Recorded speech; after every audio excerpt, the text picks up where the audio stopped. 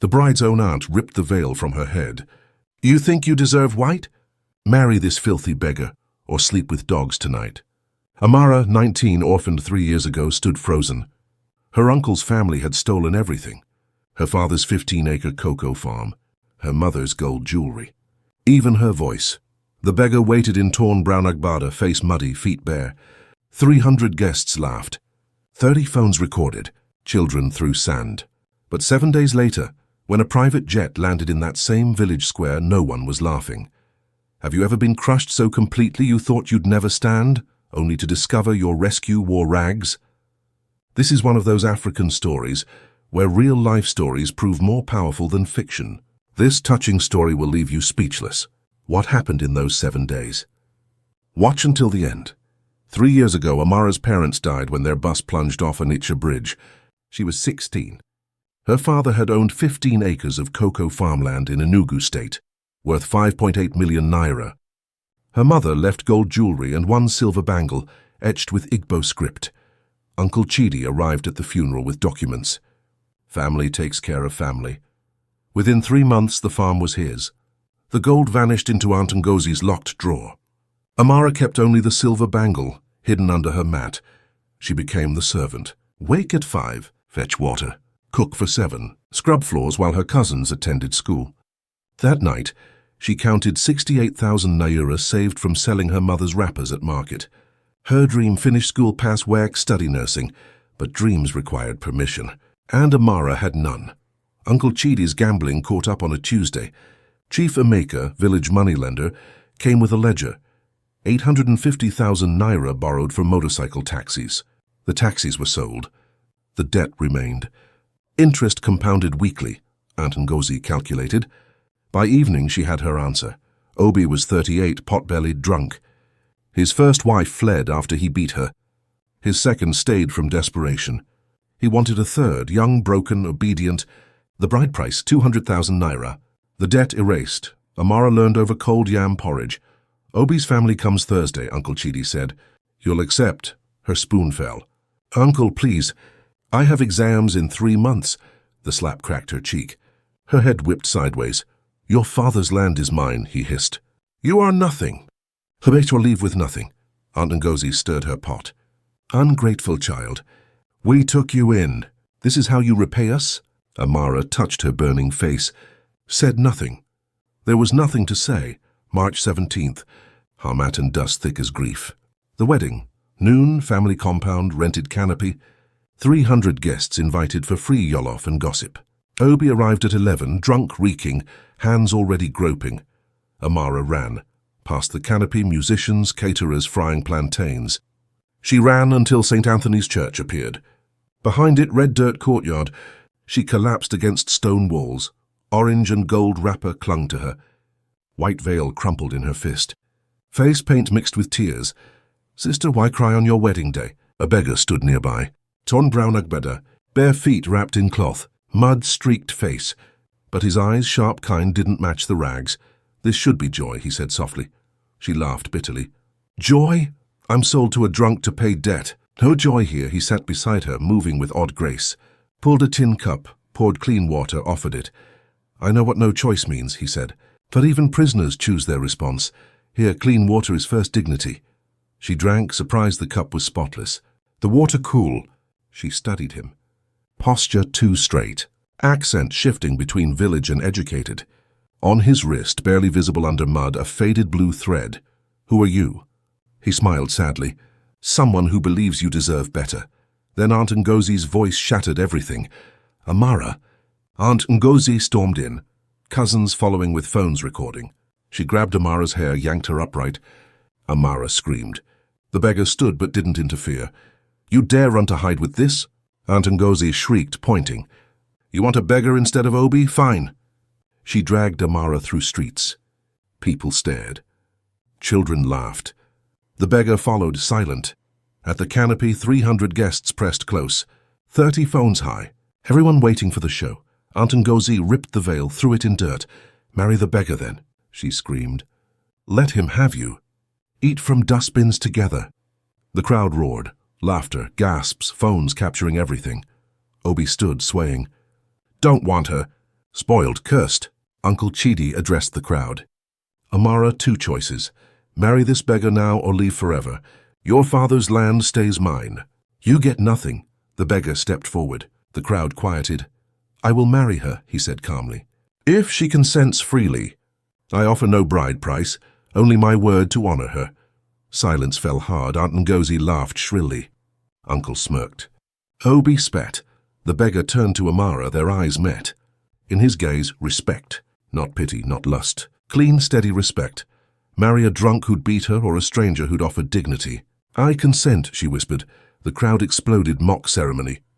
No kola blessing, no libation, no prayer. Uncle scribbled, 0 naira bride price. Orphan marriage, guests threw sand, not rice. Someone played funeral music as a joke. The beggar took her hand, his grip warm. The blue thread on his wrist caught sunlight, flashing almost gold. They walked through jeers, past Aunt Ngozi's smile, past Obi's curses, past 300 phones uploading their shame to WhatsApp before they even left. Amara didn't look back.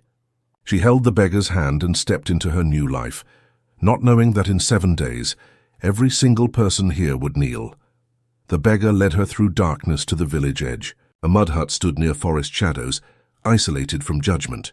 Inside, 1 kerosene lamp, swept floor, thin mattress with white sheet, wooden stool, jerry can of water, bar of soap.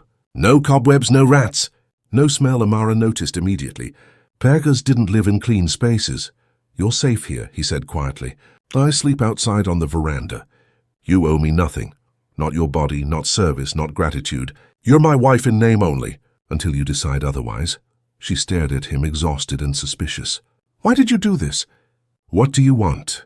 He moved toward the door. I want cruelty to lose. That's all. Sleep now, he left. She stood alone in the lamplight, clutching her mother's bangle. Then she collapsed onto the mattress and cried until no tears came. Outside, the beggar sat on the veranda, staring at the stars. He pulled out a phone, not a cheap one, but an iPhone with a cracked screen, and typed a message in English. Day 93. I found her. The real test starts now. He deleted the message before sending. Then he wrapped the phone in cloth and hid it under the veranda boards. Day 1. Amara woke to silence. The beggar was gone. She found bread, akara, and bottled water, not well water, on the stool. A note in neat handwriting. Eat, I'll return by evening. The handwriting was too clean, too educated. When he returned at 7, she pretended to sleep. Watched through half-closed eyes as he washed at the jerry can. His hands afterward clean. Nails trimmed, skin soft, not a labourer's hands. He changed from rags into a faded but clean shirt, then back into rags before lying down outside. Day 2. She followed him. Lost him near the motor park, where buses and taxis jostled for passengers. She spotted him again near a black Mercedes. A well-dressed man handed him a brown envelope. They shook hands, not like beggar and benefactor, but like equals. The beggar glanced around, then entered a public toilet. Emerged 20 minutes later in clean agbada. Walked 3 blocks like a businessman. Then returned to the toilet, came out in rags again. Amara ran back to the hut, heart pounding. Who was he? Day 3. Villagers found them. Children threw stones at the hut. Beggar and his whore. Amara's cousins smeared feces on the door before dawn. The beggar cleaned it without a word. His face showed nothing, but his jaw tightened. That night Amara couldn't stay silent. You're not a real beggar. He paused mid-motion, holding a cup of water. What makes you think that? Your hands, your soap, the way you stand. Who are you really? He set the cup down carefully. On day 7, you'll know everything. I promise. Can you trust me until then? I don't even know you. Then know this. He looked directly at her. I chose you. Not your uncle's land. Not your youth. I chose your dignity when you had none left. That's real. He lifted his wrist, showed her the blue thread. This is my promise. 7 days, she wanted to argue. Demand answers. But exhaustion won. She nodded once, then turned away. Day 4 morning. An elderly woman appeared at the hut, carrying palm oil and plantains. Blue head wrapped kind eyes. She hummed an Igbo gospel song.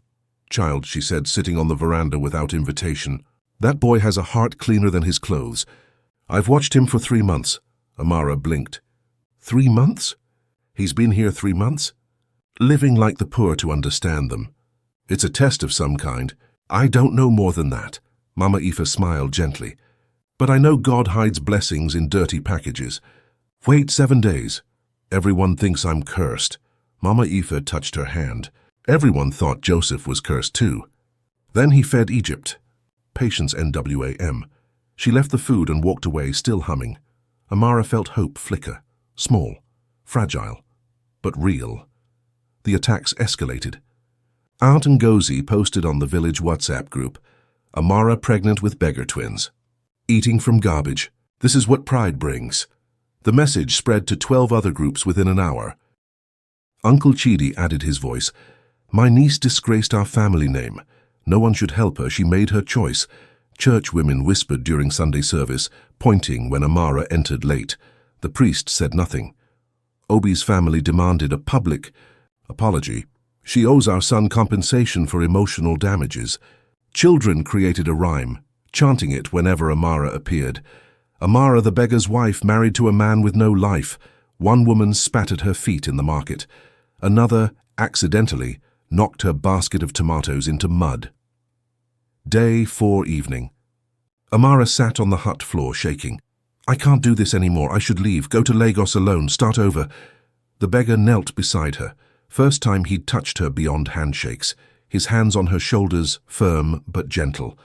4 more days, he said quietly. I know it hurts, but 4 more days and everyone who laughed will kneel, not to me, to the truth. Can you hold on? She looked at his eyes, saw absolute certainty, not arrogance, not false hope. Certainty. 4 days, she whispered. She stopped waiting for rescue. Started building. Day 5. She planted a small vegetable garden outside the hut. Tomatoes, pepper, okra. The beggar watched, visibly impressed. She repaired the roof thatch, climbing despite her fear of heights. Accepted a neighbor's offer to tutor their children in mathematics for 500 naira per week.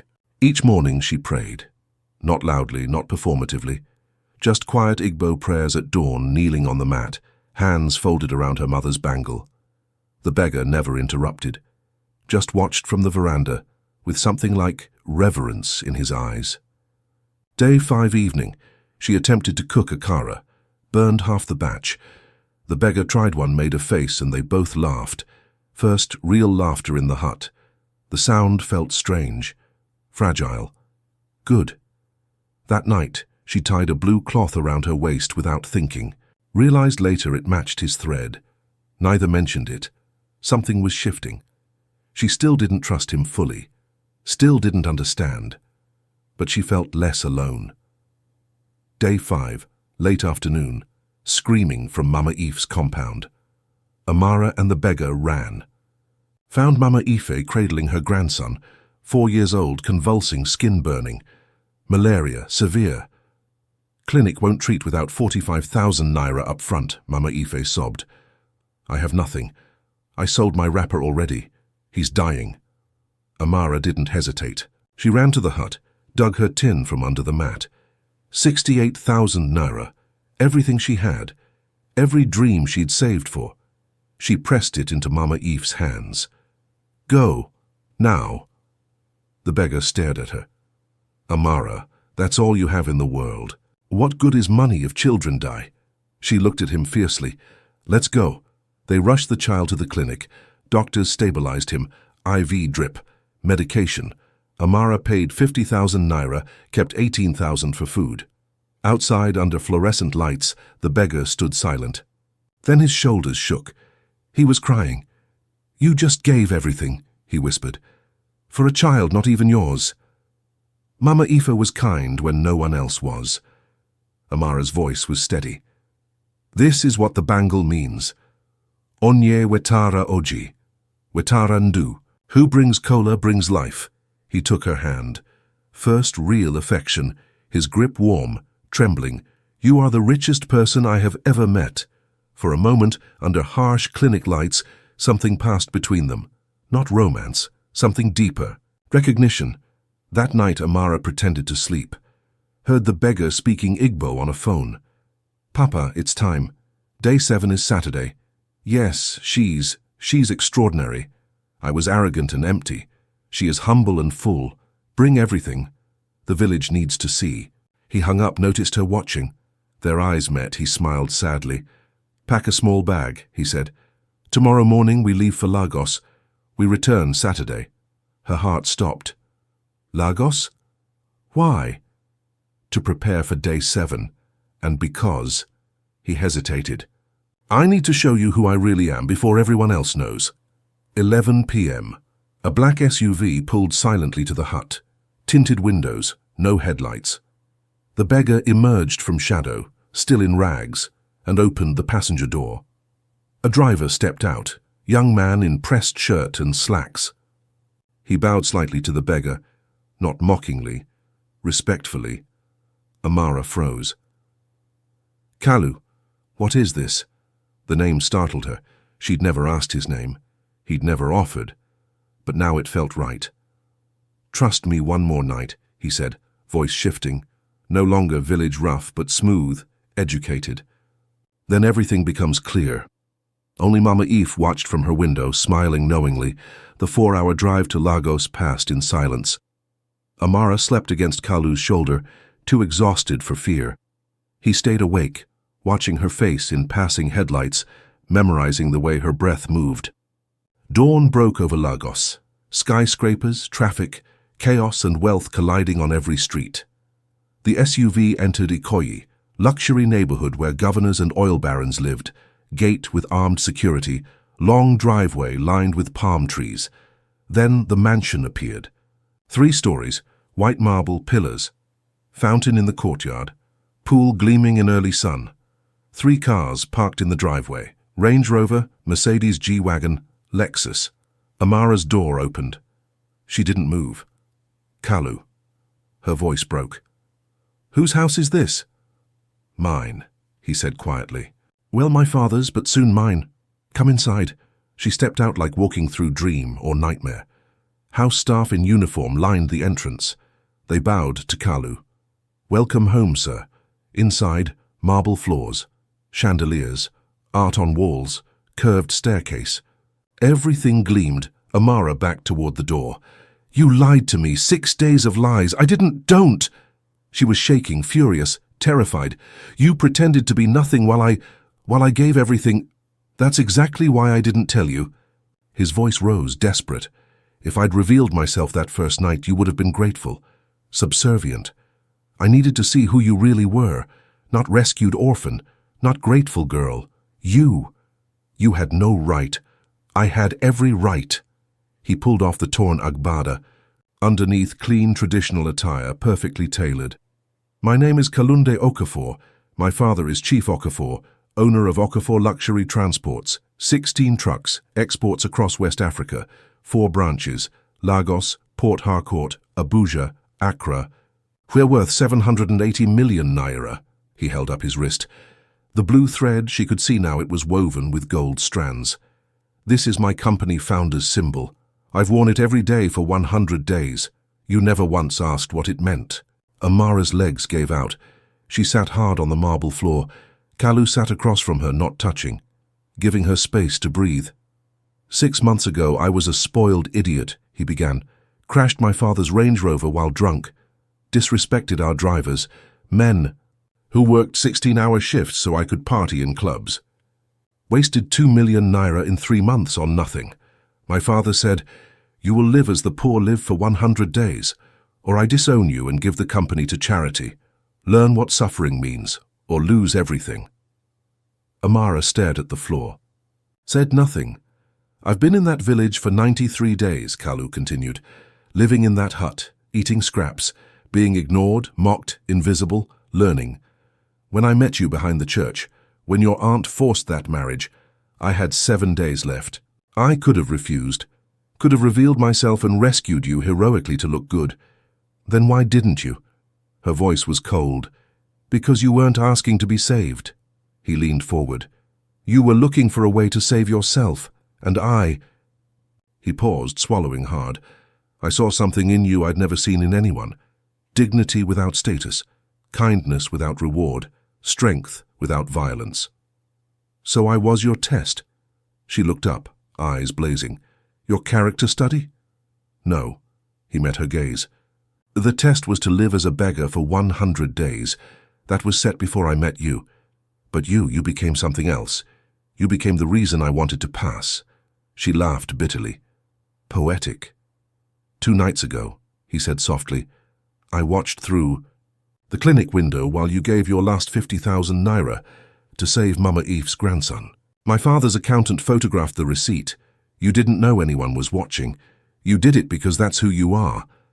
He pulled a photo from his pocket. Amara at the clinic counter, handing cash to the nurse, face resolved and peaceful. This is the woman I want beside me, Kalu said, voice cracking. Not because you need me, but because you make me better. You've taught me more about wealth in 6 days than my father taught in 28 years. Real wealth is this, he gestured at the photo. Giving when you have nothing left. Silence stretched. What happens tomorrow? Amara asked finally. Day 7? Tomorrow my 100 days end. My father arrives with lawyers and witnesses. Your uncle called an emergency village meeting to humiliate you publicly. He doesn't know we left. We're going back, in a private jet, landing in that village square at 10 a.m. And we're going to show them that the worthless orphan and the filthy beggar are worth more than all of them combined. And if I say no? She stood slowly. If I walk away right now? Kalu opened his wallet, pulled out cash, 500,000 naira in fresh bills, placed it on the floor between them. Then this is yours anyway, for your nursing school. You owe me nothing. The marriage certificate is legal but unconsummated. Annulment is simple. You're free. I forced nothing. She stared at the money, at him, at the mansion around them. I married you when everyone was laughing, she said slowly. When you had torn rags and muddy feet, I didn't marry your money. She picked up the cash. His face fell. Then she handed it back. So if we're doing this, if we're going back to face them, I'm not going as your rescued orphan. I'm going as your equal. Understood? His eyes widened. Understood, my equal, my queen. For the first time, he smiled without sadness. She almost smiled back. While Amara discovered the truth in Lagos, her uncle discovered his doom in the village. Day 6, 9 a.m. Chief Emeka appeared at Uncle Chidi's gate with police. The debt deadline had arrived. Uncle Chidi had nothing. Not 850,000 naira, not even 100,000. The motorcycle taxi business was ash. Your house then, Chief Emeka said coldly. Collateral collection begins today. Uncle Chidi fell to his knees. Please, 1 more week. Amara married a beggar and ran away. Chief Emeka gestured to his men.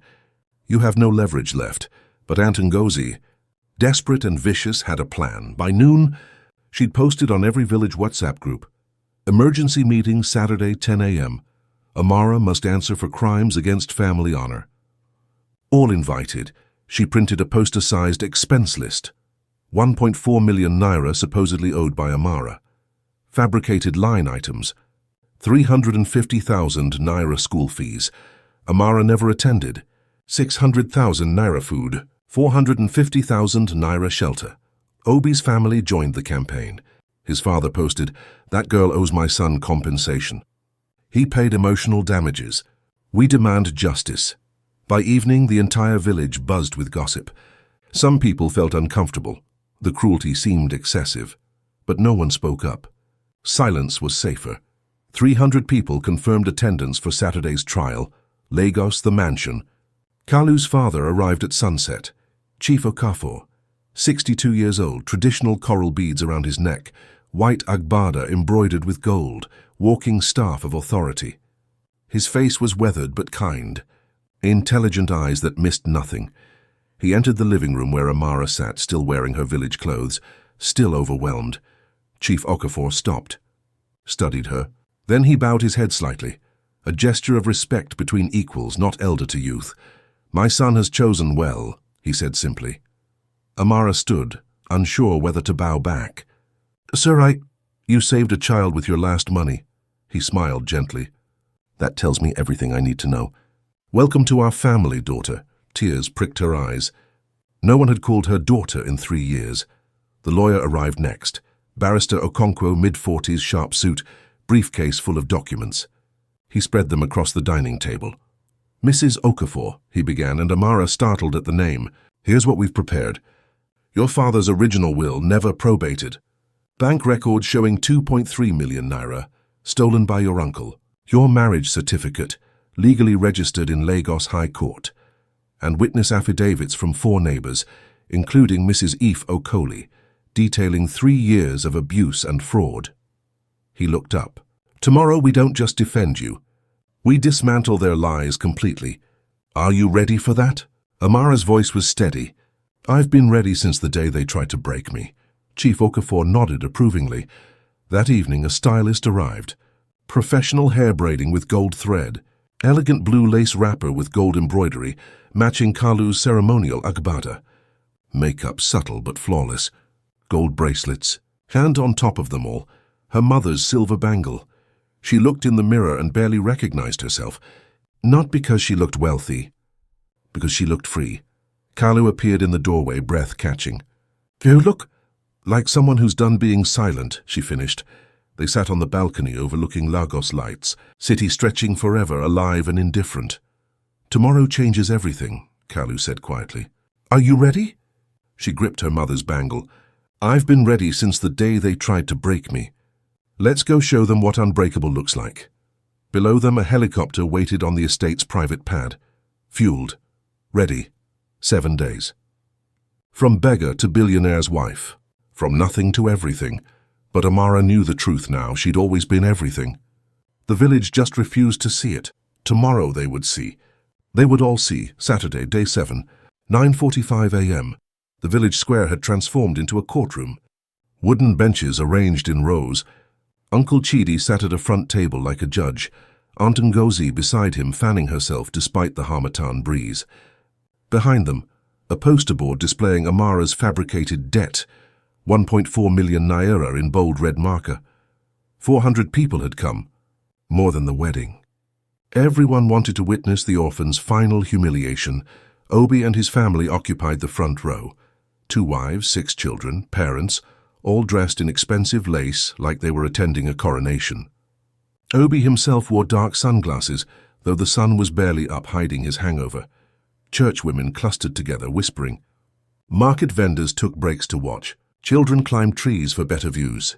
At least 50 phones were already recording, streaming live to Facebook and Instagram.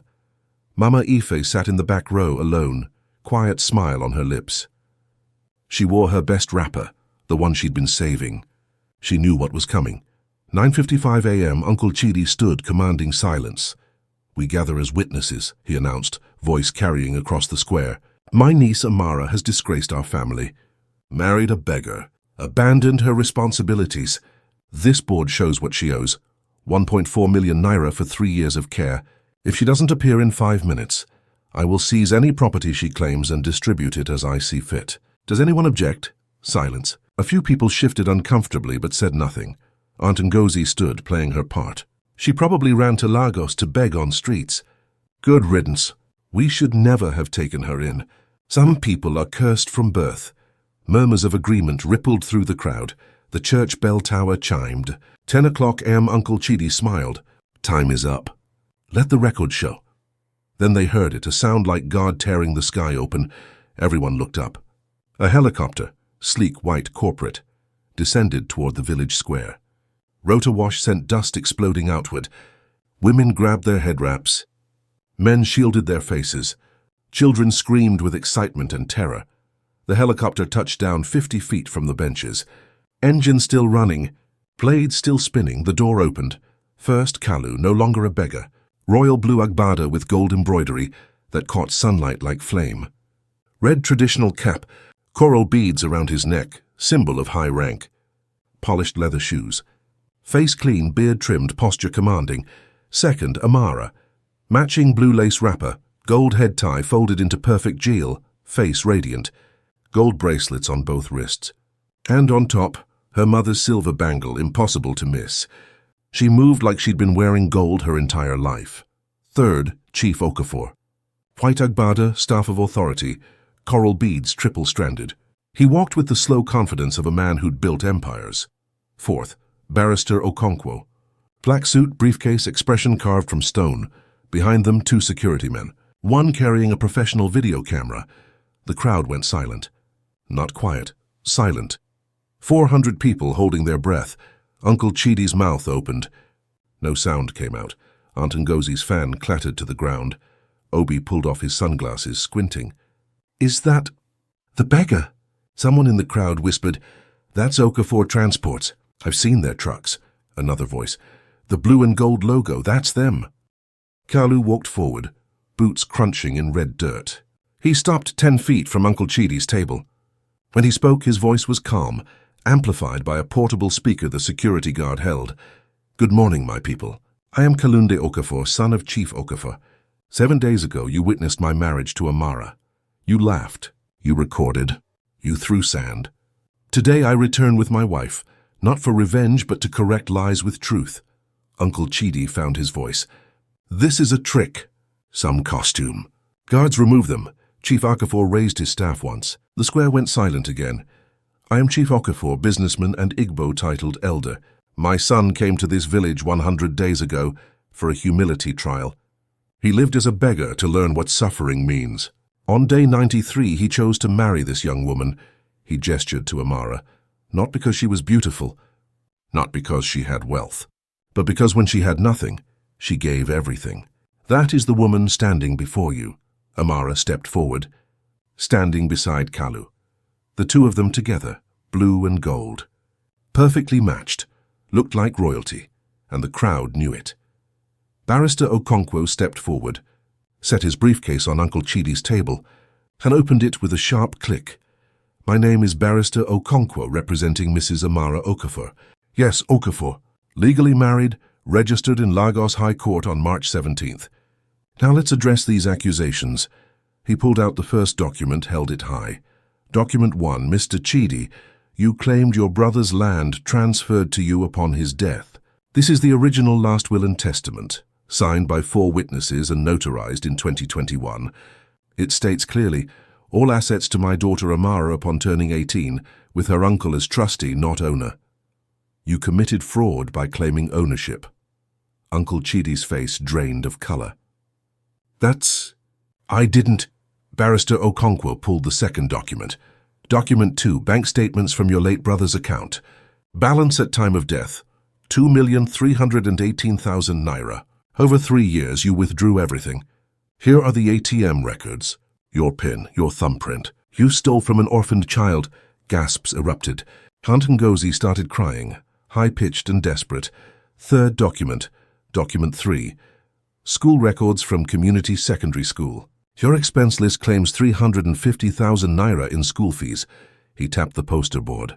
These records show Amara dropped out of JSS 3 because you refused to pay.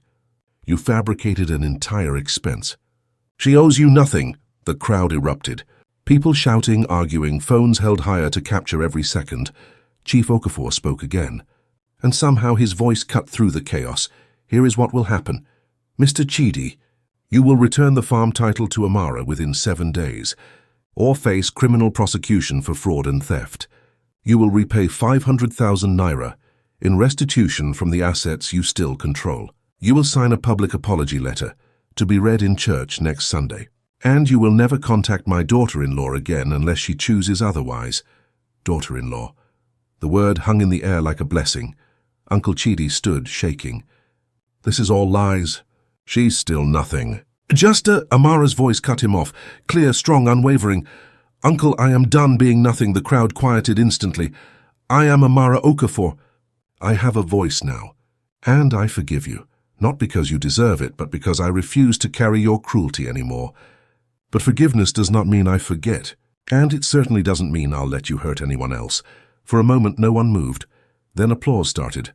1 person, then 5, then 50. Within seconds, half the crowd was clapping, not politely but fiercely, triumphantly. Aunt Ngozi lurched forward, desperation twisting her face. She pushed through the crowd toward Amara. Amara, my dear child, she sobbed, voice dripping fake sweetness. We always loved you like our own daughter. This is all a misunderstanding. Please tell them. Amara removed her mother's silver bangle slowly, held it up so everyone could see. This bangle was my mother's, she said, voice carrying. You told me it was worthless aluminum. 2 years ago, You tried to sell it at the market for 500 naira. I bought it back with money from washing clothes. She pulled a certificate from her wrapper. Last week, a jeweler in Lagos appraised it. 180,000 naira. Pure silver. 1940s Igbo craftsmanship, family heirloom. She let that sink in. Then continued. You couldn't even recognize value when you held it in your hands. That's your problem, Auntie. You see wealth, but you don't see worth. Amara walked through the crowd. They parted like water. She reached Mama Aoife in the back row and placed the bangle in the old woman's weathered hands. Mama Aoife, this is for your grandson's school fees. You saw my worth when I was nothing. That's real wealth. The crowd erupted again, clapping, crying, shouting. Aunt Ngozi collapsed onto a bench, sobbing into her hands. Obi stood, drunk despite the hour, furious and humiliated. I'll sue, he shouted. I was promised a wife. So my family paid. Chief Okafor's voice dropped to ice. You paid 0 bride price. Registry book shows that. And you are 38 years old trying to marry a 19-year-old child. One more word, and I will personally report you to the gender-based violence unit in Enugu. Sit.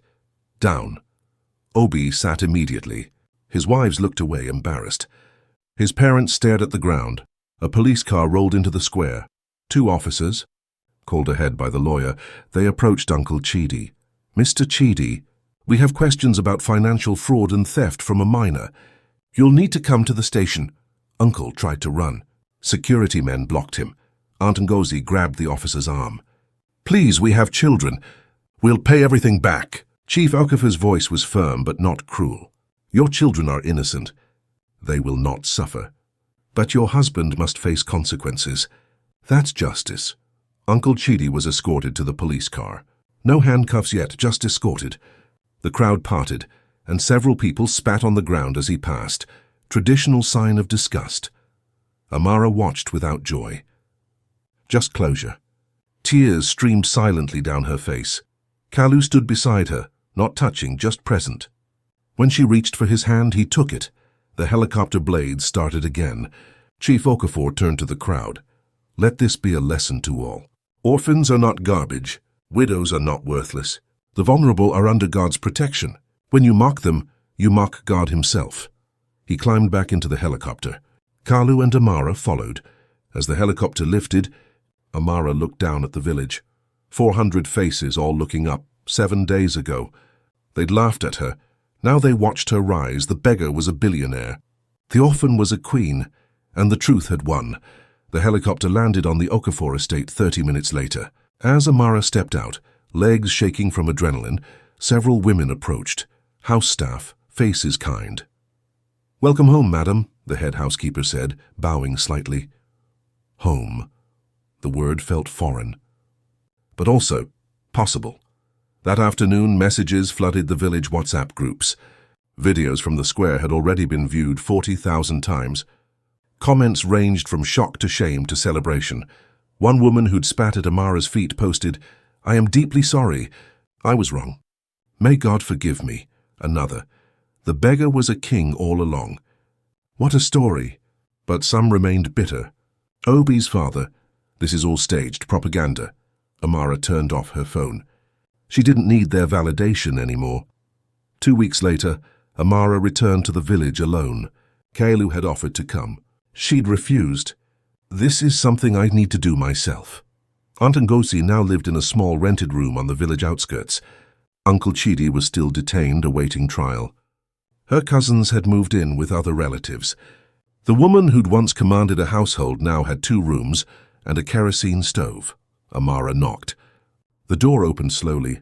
Aunt Ngozi looked 10 years older, thin, grey streaks in her hair. Eyes hollow. She fell to her knees immediately. Please, Amara, tell them to drop the charges. Your uncle is sick in that cell. We'll lose everything. Amara didn't help her up, just stood there looking down. Auntie, I forgive you, she said quietly. I release my anger toward you. I pray you find peace. Hope flared in Aunt Ngozi's eyes. But, Amara continued, I will not ask them to drop the charges. Uncle stole 2.3 million naira from me. He has to answer for that. Justice is not revenge. It's truth, but we're family. We were never family. Amara's voice stayed level. Family doesn't steal. Family doesn't force marriages to pay debts. Family doesn't humiliate. So I forgive you as a fellow human being who made terrible choices. But I do not forget, and we are not family. She placed 20,000 naira on the table for food this month. Not because you deserve it. Because I refuse to become you, she left. Aunt Ngozi's weeping faded behind her. In the car, Amara prayed softly in Igbo, not for reconciliation, for release, for the strength to forgive without returning to abuse. Kalu waited at the village entrance, said nothing, just held her when she reached him. The village transformed faster than anyone expected. Uncle Chidi was sentenced to 18 months of community service plus 500,000 naira restitution. He couldn't afford a lawyer, pled guilty. Part of his sentence, writing a public apology letter. It was read aloud in St. Anthony's Church the following Sunday. The priest's voice echoed through the sanctuary. I, Chidi Okonkwo, confess before God and this congregation that I stole from my orphaned niece.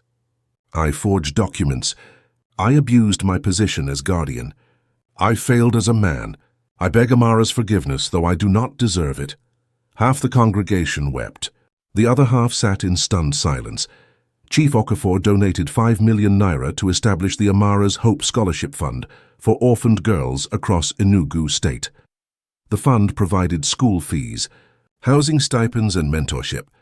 24 girls enrolled the first year. Amara's father's 15-acre farm was legally transferred back to her name. She leased it to a cooperative. Income went to the scholarship fund. The village council passed a new resolution, signed by the chief and 12 elders. No forced marriages, no child brides, no bride price exploitation. Orphans' inheritances shall be managed by 3-person committees, not single relatives. Change was slow, but it was real. Kalu and Amara moved into a smaller house on the estate. 3 bedrooms, garden, view of the pool. Not the mansion. Amara's choice. I don't need 20 rooms, she said. I need a home. She enrolled at Lagos State University nursing program. Kalu paid fees, but she insisted on working. Part-time at a free clinic in Ajegunle, one of Lagos's poorest neighborhoods. So I remember where I came from, she told him. Kalu learned to cook, poorly, burned rice twice a week. But he tried, humility becoming part of him rather than just a test. Mama Ife moved into the guest cottage. Her grandson, the one Amara had saved, was 6 now, healthy, attending private school on scholarship. He called Amara Auntie Queen. She laughed every time. They kept the village hut.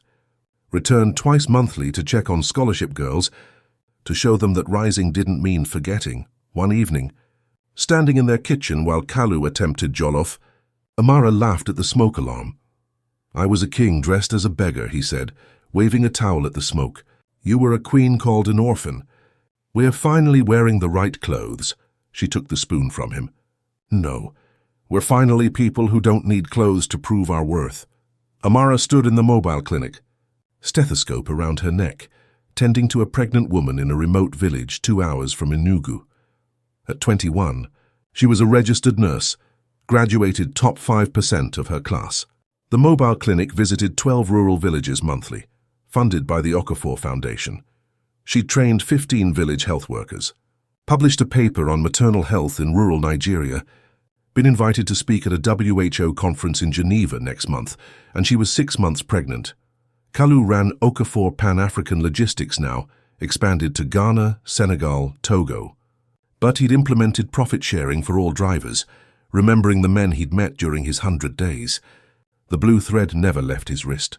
Uncle Chidi worked as a security guard at a small factory. Sober 18 months. He'd written a second apology letter. Amara read it. Didn't respond. Some bridges stayed burned. Aunt Ngozi had left the village. Last seen in Port Harcourt. Refused all help. Pride was her final prison. Obi, divorced by both wives now. Lived with his elderly mother, unemployed, the village joke. Obi, who rejected gold to chase brass, they said. The scholarship fund had grown. 86 girls currently enrolled. 12 graduated secondary school. 8 in university. 100% literacy rate. Sunday morning. Amara and Kalu returned to St. Anthony's Church for a dedication ceremony. New orphan care center built beside the sanctuary. She wore a simple blue wrapper. No gold, no extravagance. Just her mother's bangle and her wedding ring. They walked barefoot into the church. Kalu's choice. To remember. The same crowd that had mocked them now sang hymns. The same priest who'd stayed silent now blessed their unborn child. This baby is born from humility and grace, he said. Hand on Amara's belly. She placed her hand over his. Smiled at Kalu. Afterward, they stood outside where it had all begun. The courtyard where she'd cried. Where a beggar had offered water. Where everything changed. I thought I was marrying a beggar to escape shame, Amara said softly. Instead, I married a king disguised as one, and became a queen by choosing grace over bitterness. My mother used to say, Onye wetara oji wetarandu. Who brings kola brings life. She was right. You brought life to me. The helicopter waited nearby. They could have flown. But they chose to walk through the village instead, greeting people, showing their daughter-in-law that power didn't require distance. So here's my question for you. What would you do if everyone humiliated you publicly, then discovered the person who helped you was powerful all along? Would you choose revenge or mercy with boundaries like Amara? This is one of those touching stories that proves life stories from across Africa teach eternal truths. These real-life stories remind us, dignity cannot be stolen, only surrendered. And sometimes the beggar is the king in disguise.